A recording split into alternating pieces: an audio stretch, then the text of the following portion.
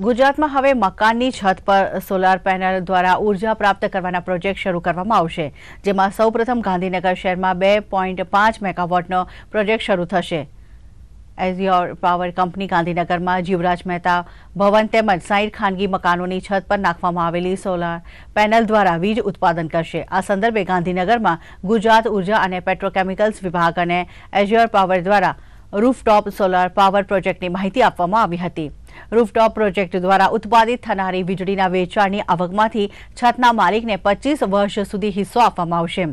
ગાંધીનગર બાદ રાજ્યના અન્ય શહેરોમાં પણ આ પ્રકારે રૂફટોપ પ્રોજેક્ટ શરૂ કરાશે, જેમાં 2000 સ્ક્વેર ફૂટની જગ્યા ધરાવતા કોઈ પણ મકાન માલિક આ પ્રોજેક્ટમાં જોડાવા અરજી કરી શકે છે।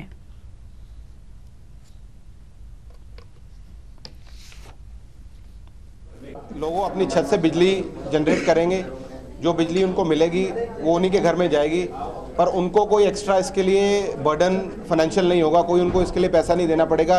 जो उनका मंथली बिल आता है वही बिल आएगा, पर उसके ऊपर एज़्योर पावर की तरफ से उनको जितनी बिजली उनकी छत से जनरेट करेंगे 3 रुपये पर यूनिट उनको मिलता रहेगा 25 साल के लिए। હવે ગાંધીનગરનું સક્સેસ જોયા પછી હવે બીજા 5 શહેરોમાં પણ આ યોજના ચાલુ રાખવા માટે રૂફટોપ સોલાર પોલિસી ચાલુ રાખવા માટે સરકાર નિર્ણય લીધેલા છે।